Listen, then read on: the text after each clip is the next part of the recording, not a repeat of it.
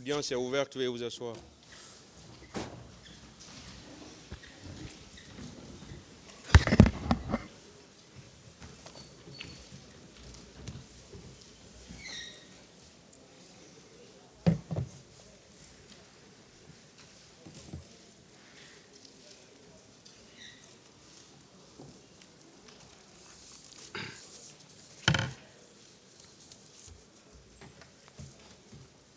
Veuillez mettre les téléphones sur le mode silencieux. Ministère public contre M. Cécile Raphaël Abba, M. Alpha Amadou Baldé, M. Marcel Guilavogui, M. Claude Pivi, M. Moussa Kiegboro Kamara, M. Ibrahim Kamara Di Kalonzo, M. Aboubakar Diakité Di Toumba, M. Blaise Goumou, M. Moussa Dadis Kamara, M. Mamadou Aliou Keita,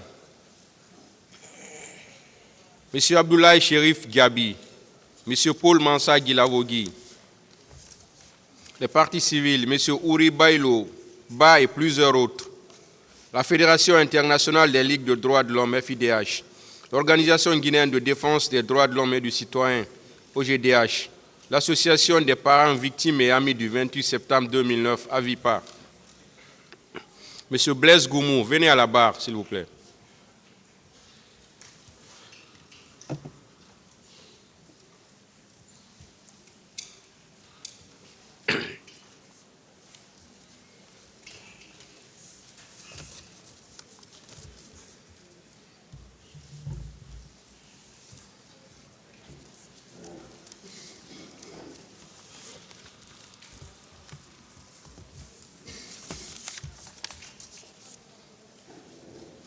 La partie civile a la parole pour la suite de ces questions.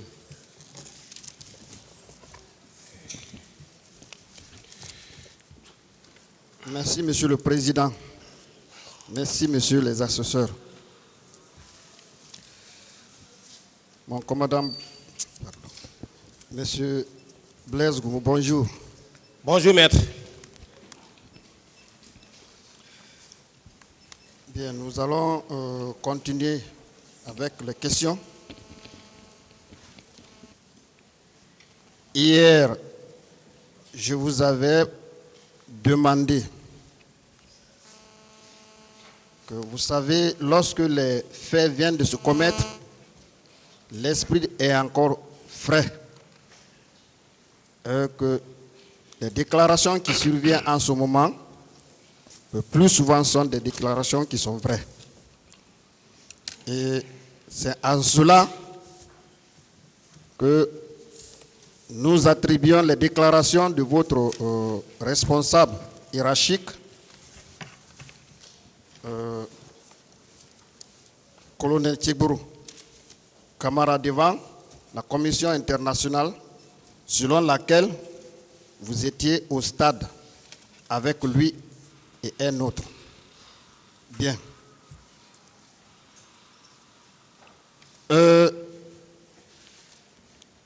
Il a semblé que, dès au départ, comme cela était habitué aux Guinéens, que ceux qui venaient de se commettre n'allaient pas connaître de suite juridique. Aujourd'hui, nous sommes en face de nos responsabilités. Qu'en dites-vous? Je n'ai pas compris votre question. Il se trouvait au moment où les faits venaient de se commettre. Chacun prenait cette affaire comme une banalité. Chacun faisait son commentaire.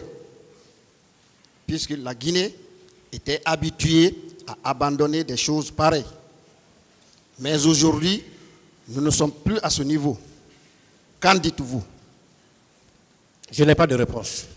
Très bien. Alors, il se révèle donc, selon les déclarations de votre responsable hiérarchique, qui était colonel Kiegboro, que vous avez effectivement participé au massacre.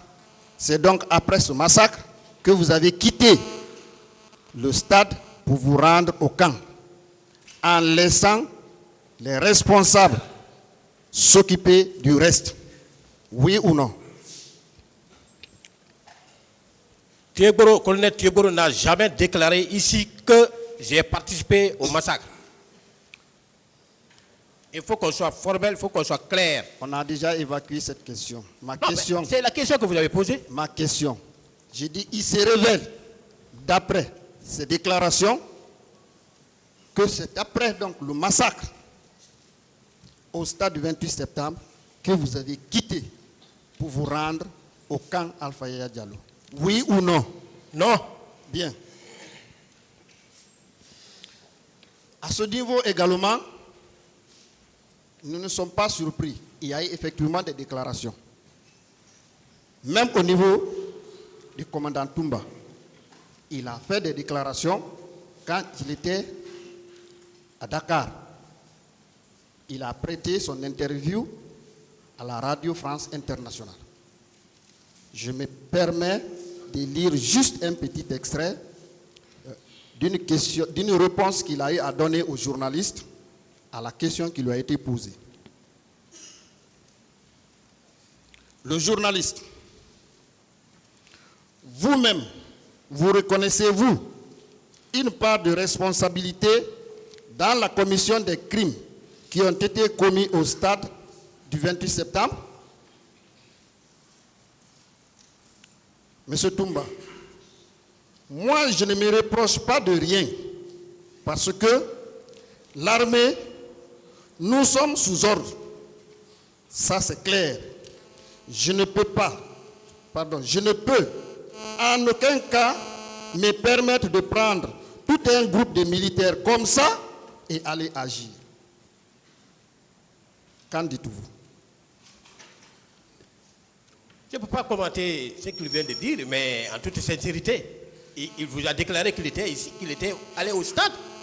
Il a motivé sa présence au stade, à la recherche du président, à la protection des leaders. Il a dit.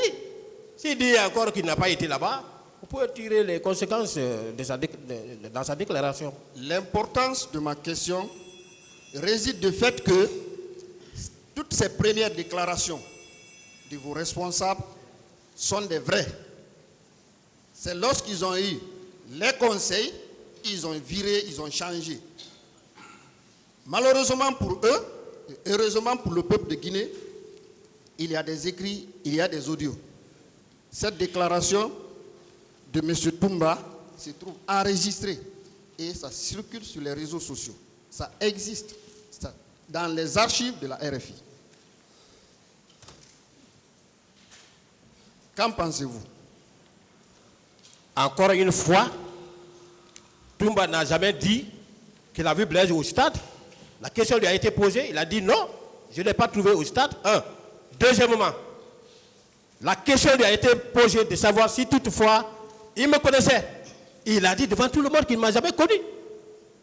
Encore une fois, je n'ai pas, si quelqu'un a fait des déclarations, il est libre de faire sa propre déclaration, il est libre de soutenir sa déclaration. Moi, je n'ai pas commenté la déclaration de quelqu'un. Bien, je voulais faire ressortir ici. Parce que je sache.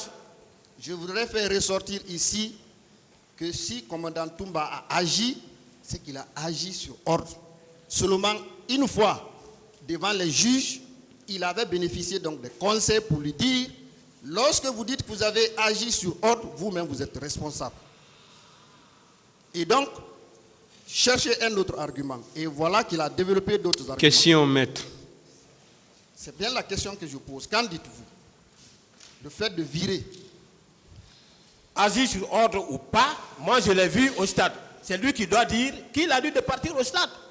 Et il a dit aucun ordre ne lui a été donné d'aller au stade. Bien. On vient à ce que vous avez eu à développer ici, le cas des éléments incontrôlés. Et vous avez cité un exemple, M. Toumba lui-même, avec tous les actes qu'il a eu à commettre, en allant même à l'état-major, aller arracher, selon vos propres déclarations, et lui-même ses déclarations, même le galon qu'une autorité militaire. Alors, il y a également un témoignage de M. Moussa Keita, qui était le secrétaire particulier du CNDD. Il dit ceci. Est-ce hier? Toumba n'avait d'égard ni pour Claude Pivi, ni pour les ministres, ni pour les autres. Il n'avait du respect que pour le président de la République et le ministre de la Défense. La preuve en est que ces gardes avaient frappé le ministre Toto à l'occasion d'une réclamation de Tarki Waki. Moi-même, en tant que ministre, j'ai été arrêté par Toumba sous prétexte que j'ai gardé des armes importées par Alpha Condé. Il a fallu la réaction du président pour ma liberté. Les avocats Pépé Koulemou et Frédéric Sidibé en sont témoins. Ma question est de savoir si effectivement, alors M. Moussa Keita a appuyé ce que vous avez eu à développer ici sur le fait qu'il est un exemple d'élément incontrôlé. Maître, vous avez vu, ça c'est la déclaration d'une autre personne qui vient étayer ma déclaration devant cette barre en disant que lui était le numéro 1 en matière de militaire contrôlé. Je suis même allé jusqu'à donner des exemples. S'il a constaté qu'à l'époque, les militaires étaient contrôlés, lui qui est arrivé, qui avait tous les pouvoirs, quelle proposition qu'il a eu à faire à sa hiérarchie pour que cet état de choses cesse comme on a fait en 2010 en procédant à la réforme des secteurs de défense et de sécurité. Voilà, c'est pour vous dire que j'ai dit, vous n'avez jamais eu la chance, à l'époque là, si vous avez eu la chance de le croiser, de l'observer, vous aurez mieux compris encore davantage ce que je suis en train de déclarer par devant ce tribunal. Moi, j'ai toujours respecté ma hiérarchie. Capitaine et moi, je suis lieutenant, je n'ai jamais désobéi. Bien.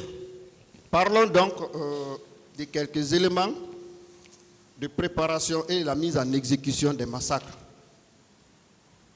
perpétrés au stade du 28 septembre.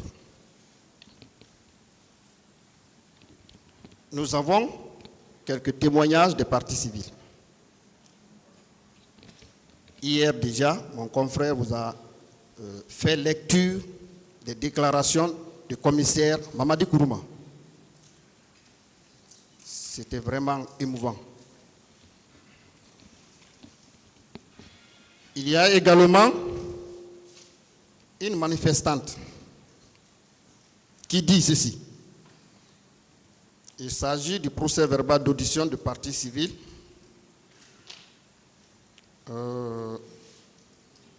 établi le 28 avril 2010.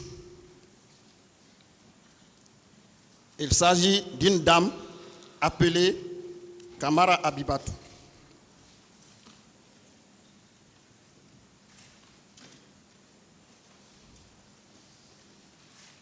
Elle dit ceci.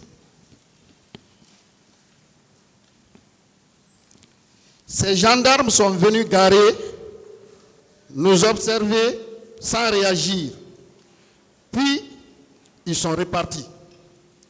Nous avons donc continué notre chemin jusqu'au niveau du carrefour Makiti, à Koronti, où nous avons rencontré des militaires qui ont lancé des gaz lacrymogènes pour nous disperser avec des matraques.